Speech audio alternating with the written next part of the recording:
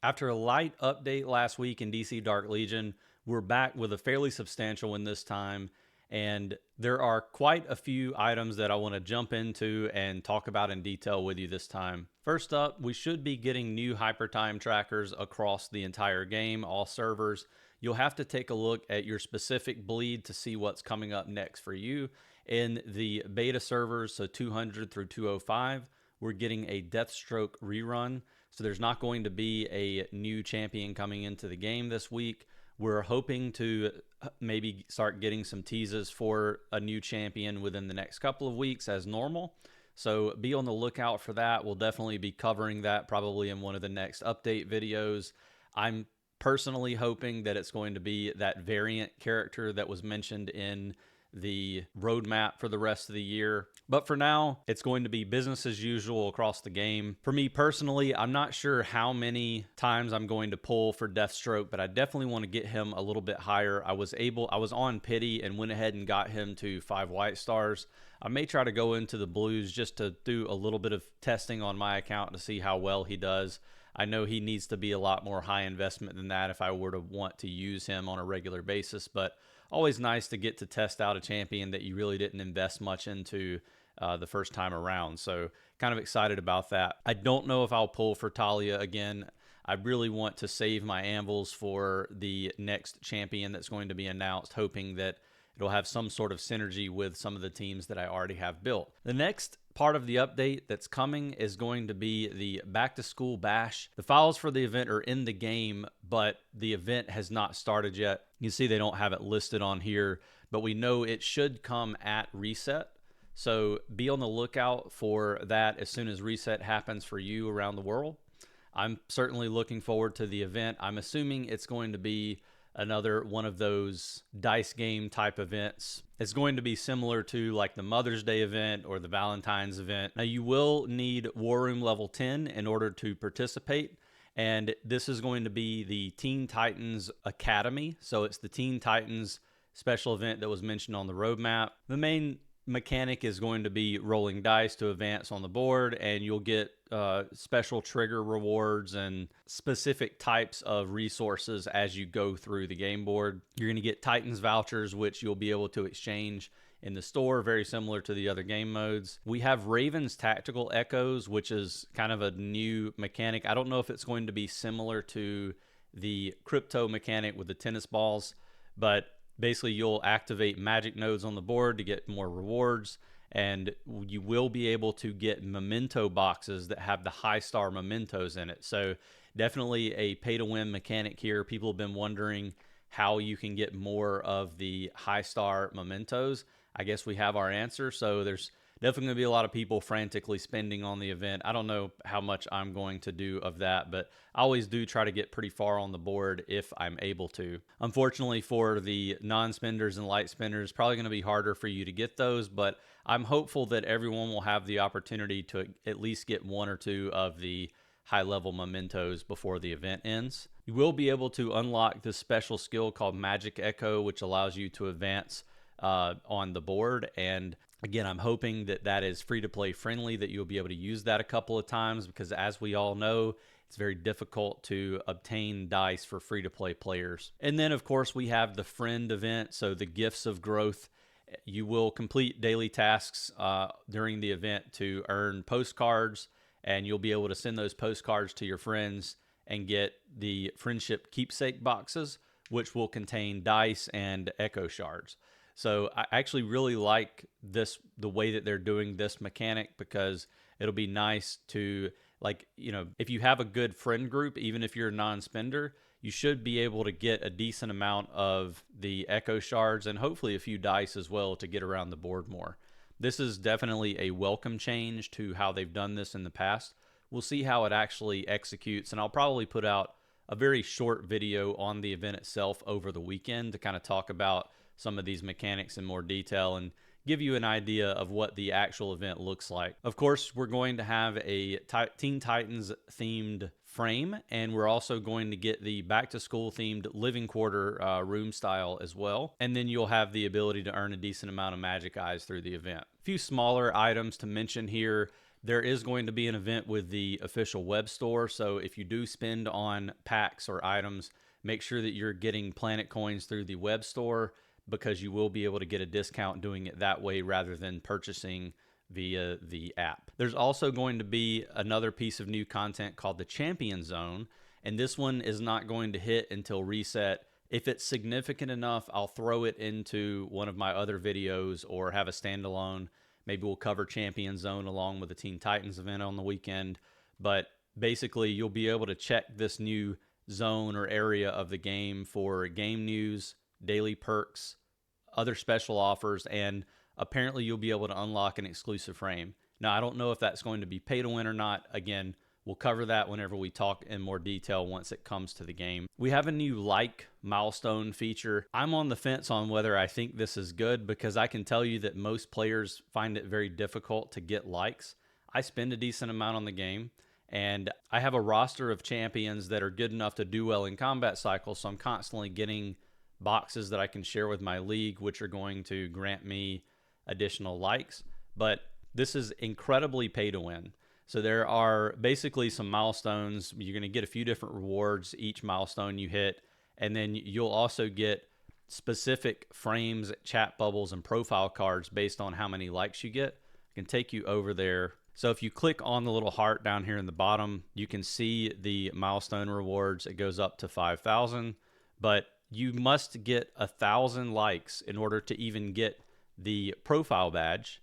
And then you need 1,500 to get the first bubble. And there are a few different profile badges and bubbles and that sort of thing that you can unlock, but it's just going to go up bubble, profile, all the way to the top. If we go to our champion frame, you can go over here and see what's available. So if we go to chat bubbles, you can see the 1,500, 3,000, and 5,000 like chat bubbles. And then the profile cards for 1,000, 2,000, and 4,000. I'm not exactly thrilled with the aesthetic of these. I mean, I'm sure there are a lot of people who will be, so I'm not bummed that I'm missing out on these. I think the part that hurts for me is it just feels bad that there's this favoritism system or like system, that it's both unfair during these monthly events that we have, where you end up having 5 or 6 people who get thousands and thousands of likes, or you end up having just whales who are getting a lot of likes because they're getting the biggest boxes and they're sending those boxes to the league. So again, I'm not like hating on the people who are obtaining these. It just seems a little unfair that it takes this many likes in order to unlock just the basic frame. Like, seems like you should be able, if you get like 100 likes, you ought to be able to get the lowest level frame. So not a big deal. It's a cosmetic item. It's not going to change your gameplay at all, but these are available now, especially if you're someone who has more than 1,000 likes on your account. You should be able to go ahead and start unlocking these. And not to spend too much time here, but there are milestone rewards that you can get for the lower levels of likes. So you are going to be, it's worth, coming in here and checking, because if you have, around 100 likes or so, you're going to get a couple hundred gems and some AC/DC shards. So definitely worth checking back to this over time. Now we're going to skip over the transmute piece, because that one has been very divisive this morning, which has kind of led to me not being able to make this video as quickly as I wanted to. But I do want to talk in detail about the transmute system and what has changed with that. It is definitely something that you want to tune in for, because this is a fairly substantial change in the game. But let's talk about some of the actual improvements to the game before we get there. So they did add additional milestone rewards to Training Simulator, and we'll go over and take a look at that really quickly. What they did was they kind of gave 50 milestones or targets. So before it was just 100, 200, 300. Now you have 50, 100, 150, 200, 250, etc. And some of them are pretty good. So just getting to target 50, you're going to unlock Poison Ivy. And since we have multiple ways to unlock Poison Ivy and also Lex in the game, you're going to have a lot more optionality to choose who you want to focus on starting out. So really nice there that you're going to get your Poison Ivy and Lex to start out in the game. Those are going to be very helpful characters for you as you push through some of the lower levels. And getting those additional shards just takes a little bit of the edge off whenever you're pulling in the mother box and not getting what you want. So really happy to see that change. And then obviously these additional quantum components are going to be quite helpful for you over time. We get some mirror cells in there, and towards the end, you're going to get some of those fire pit afterburners also. For somebody like me, I kind of already have all of these levels unlocked, so this is going to be a massive amount for me to claim all at once. I'll do that after the video, but you know, it's going to be like over time much better for the economy for you as a player to have these additional milestone rewards in Training Simulator, and it should push you to want to get better in Training Sim. I think realistically, non-spenders should be able to get to that 1,000 Training Sim mark fairly quickly. They did make it a little bit easier to get there. There aren't as many roadblocks or bottlenecks for it. So, you know, you'll be able to get a pretty decent amount of rewards early on by pushing through this. They did add some additional point milestone rewards to the collection system as well. So they're usually only whales are going to get to a point where they have unlocked all the collection rewards by this point. Like my account is around actually closer to 8 months old at this point. And I have not unlocked all of those rewards. I was getting close to the end, but definitely a good thing for in-game players and whales who have pushed through and obtained a lot of champions. They updated the tier retention rules for Grandmaster Group and Meta Brawl. Take a look and see what that looks like over here. So they are now allowing 90 people to stay in Grandmaster. Before it was, I believe, 32 or 33. So they've almost tripled the amount of people who get to retain Grandmaster rank. I think that's another positive change. It was getting really difficult for me to stay in Grandmaster Group, so I was kind of like fluctuating back and forth each week. It'd be nice to get a little bit more of a semblance of stability there and stay in and get those additional Meta Brawl token rewards. Another big change, they upgraded, or they changed the War Room upgrading. So upgrading your War Room no longer requires reputation, which is a fairly substantial change as well. I had a War Room upgrade guide put out because I was trying to show kind of like what milestones you would have to hit to get to each War Room level. If you're a non-spender or a light spender, you can't just like blaze your way through with drones and high-level champions. Now they've taken out the reputation, it seems, entirely from the game. So, you know, it simplifies the game, which I don't like the simplification or oversimplification of the game mechanics, but at the same time, seems like sorry about that, having some camera difficulties. One of my cameras died. But as I was saying, you know, they've definitely simplified the mechanics for upgrading your War Room. It seems that they've simplified it even more here, and they are removing those reputation rewards from Crisis Response and the main quest. So you'll just basically need to make sure you're capturing or upgrading all of your base rooms as you go so that you're able to go to the next War Room level quickly. But this is definitely going to make it a lot easier for you. They've improved the matchmaking mechanics for Great Krypton Rush. I'm happy to see that one because we keep getting put up against the same people every time. They improved battle speed up experience, so I haven't tested that out. And so I won't have time to fully test this before this video goes out. So let me know in the comments below what they're talking about here. If I go from 1x to 2x, it doesn't allow me to do anything else. So I'm not exactly sure what they've done on the battle speed up side of things. They've adjusted the difficulty for some of the levels in both the Dark Portal and Anti-Crime Network. So I would expect those to be making those levels more difficult. Dark Portal was a layup. It was very easy to get all the way to the end of it. Imagine they probably made some of those later levels a little bit more difficult to get through, so a brand new account's not going to be able to just steamroll through it. Sad to see that they have made Anti-Crime Network probably a little bit more difficult. We'll have to test that one out. Again, let me know in the comments below if you've already ran into that. Did they make it harder? Did they make it easier? But they've definitely made some more adjustments over there. They improved the trigger logic for ultimate animations in Dark Portal, which that was really annoying. Like it kept triggering the ultimates over and over again. So made it kind of difficult or annoying experience for trying to push through that. It made a bunch more improvements to the visuals on pretty much all the screens across the game. I'm happy to see more of those happening. One funny one that they've done is they updated the naming rules. So a lot of people have started using the hex codes to change their names to different colors, and some of them were using invisible as a color. So that has been fixed. I think they're going to try to add that back into the game at some point and make it where you can kind of customize your chat and that sort of thing a little bit more. So I'm happy to see they're working on fixing it, but you are going to have to change your name if you were doing the hex codes. They added retrocognition tags in Darkest Timeline, making it a little bit easier to understand what the effects are, but doesn't seem like they've done anything to address the fact that it's pretty much a dead game mode at this point for a lot of people. So I really hope that they will turn their focus to Darkest Timeline at some point in the near future. But they did make changes to the retrocognition tags. I think that'll be helpful for newer players at least. We can now cancel queued tech research manually. I think that's another positive, just quality of life change. And another one that I love seeing, and I hope they'll do more of this, is a confirmation pop-up will now appear when you're spending source energy gems to upgrade buildings, which will keep you from accidentally spending those source energy gems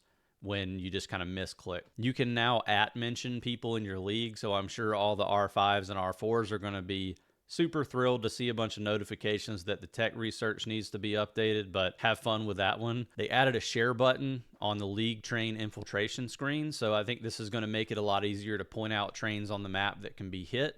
Really happy to see that one, because sometimes people will say there's a train and you go to the map and there's nothing there. So really happy to see that one for sure. They did upgrade a next level description on one of Nightwing's skills. I don't think that resulted in any sort of a nerf or buff, so just really kind of a visual thing. But one that I'm super happy about here, the kind of the last one to talk about, is Cyborg's skill hack into the system was broken before. Another situation like Captain Cold where they just hadn't got around to fixing it. But previously, when Cyborg was deployed in certain time-limited missions, he could extend the mission's time by a certain amount based on how much you'd leveled the skill up. They've changed it, so now at the start of the battle, Cyborg is going to gain energy, which is an addition to that. Like, it's going to make him a much better champion. Maybe we pop him up into A tier on the next tier list because of this. I'm definitely already leaning towards doing it just from reading it. And then the other thing is kind of bringing back the mission extension, but it's only for Anti-Crime Network, and it's for the 3 that aren't the Alloy Challenge. In the Alloy Challenge, you're just trying to stay alive as long as possible, so you don't need to extend that time. But the other 3, if Cyborg is alive when the countdown ends, it will just stack an extra 5 seconds on to the end. So happy to see that change, because if you're using Cyborg, it gives you a little bit longer to take out some of these missions, especially ones where you were really close but you just timed out. They did fix part of Raven's kit, so in manual mode she was swapping with the wrong target for Demon Shield, like where she jumps in and saves someone. So I think that might actually make her a little bit better in Meta Brawl, because she's going to actually be replacing herself with the person who needs help the most. They fix an issue where Luther's ultimate targeted the wrong location in the battle. I think that's another positive change, because now you'll have more precision in where you want that ultimate to go, and you should catch more enemies whenever you use it. That will definitely make his damage a little bit more in certain situations. All right, so now we've got to talk about the most divisive part of this update for a lot of people. In my opinion, most of the updates that came in this patch were positive things, and even the gear transmutation, I think there are some positive takeaways from it. But basically, just to read through it really quickly, when a transmutation yields rarer attributes, a comparison screen will appear, and it will allow you to choose whether you want to replace the original attributes. So I think that's just like a positive quality of life for helping you, especially if you're doing a lot of transmutes all at one time. Locking rules have been updated, so if all current attributes are locked, transmutation will only grant XP, and you can lock up to 4 attributes at a time. I wouldn't recommend that anybody lock anything unless you are the highest level whales and krakens in the game. So this really doesn't apply to anybody right now. Good to see it's there, but until they make it easier to do gear transmutation, it's really just going to be something that applies to like 6 people playing the game. So they've added a new set bonus guarantee, and once a piece of gear reaches transmutation level 5, so the 5th slot is unlocked, you're guaranteed 1 set bonus every 800 attempts. It's going to take potentially thousands of attempts, at least several hundred, to even get to level 5. So it's really nice that they're kind of giving us a way to calculate how long it will take on average to get to the first set bonus. When we talked about those locking rules, really the first thing that you should be considering locking on a transmute is when you get that set bonus, if you get a good one, you 100% want to be locking that in, and then you can start using Intertrons on that piece of gear to try to fish for some of the better attributes that you're trying to get. But let's talk about the biggest part of this update that people are up in arms about, and that's at higher transmutation levels, more attributes appear with greater rarity. The way this worked before is you could get any of the you could get any rarity attribute at any level of transmute. So transmute level 1, the first time you click transmute, you could get a mythic attribute. People are upset because now it's going to take much longer. You're going to have to be at way higher transmute levels in order to get to those higher level rarity attributes. And I get the frustration, especially for new players and for light spenders. Like I'm not going to try to like defend this change and just say that it's like a great thing for new players. It is not going to be a good thing for new players. But for the long-term health of the game, I do think that it actually is a positive change, because at the end of the day, you're not going to lock in a mythic attribute on a level 1 transmuted piece of gear. You're just not going to. At least if you do, you're going to waste all of your Intertrons. It's hard to even get a few dozen of them in your account, and you're going to need them later game. So again, I think it's a bad thing that you're no longer able to fish for those mythic and legendary transmutes on a level 1 transmuted piece of gear, but it's a good thing that we're able to figure out when you can get a guaranteed set bonus. And again, a lot of these transmutation systems are just meant for higher spenders. I spend a decent amount on the game, as I've mentioned before, and I am nowhere close to even getting like I think I might be close to a couple of transmute level 3 pieces of gear, but I'm not even close to a level 4. So like I'm now no longer going to have access to those mythic attributes, but at the same time, I'm fine with it because I'm going to be able to push and fish for up to when I get to level 3 gear, which I'm hoping to get a set of that in the next few weeks, is I can fish for 3 different attributes, which I think personally is more impactful than maybe having the off chance of getting 1 mythic attribute. So we can go into the transmute system. We'll take a look at one of the transmutes that I have here. Like this piece of gear, you're no longer going to be able to do this where you get the 1 legendary item here. So if you go into the actual, like you go into the transmute screen, if you click the information screen here, you can see at your transmute level what you're able to get. So I will have access to, at 6.5%, the epic transmutes for transmutation level 2, just not the legendary mythic. If you're at level 1, you only have access to common, uncommon, and rare. Transmute level 3 is going to get you access to the legendary level. Transmute level 4 will get you access to the mythic level at 1%, and then transmute level 5, same thing, 1% there as well. And you can see here that going from level 2 to level 3 is going to require 12,000 XP. You can get double and triple XP sometimes, so it's not necessarily going to cost you 12,000 mirror cells, but you should always assume that it will cost the full amount. But, that's kind of what you're up against. 12,000 to get from level 2 to level 3, costs an additional 4,000 to get from level 1 to level 2, and then it costs 100 to get to level 1. Overall, I think it's not too bad to get a piece to transmute level 3 and start getting access again to those legendary transmutes. Unfortunately, it does suck that we're not going to have access to those mythic level transmutes for most, like for 99% of the player base now. So, kind of rip to those high quality single attribute pieces of gear. But again, I think for the long-term health of the game, it could be a positive change.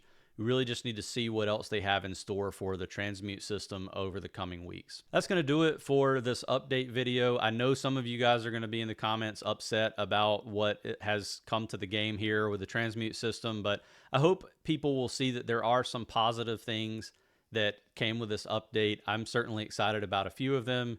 And I want to hear your thoughts. Like, don't hold anything back. Let me know what you think the devs can do better here.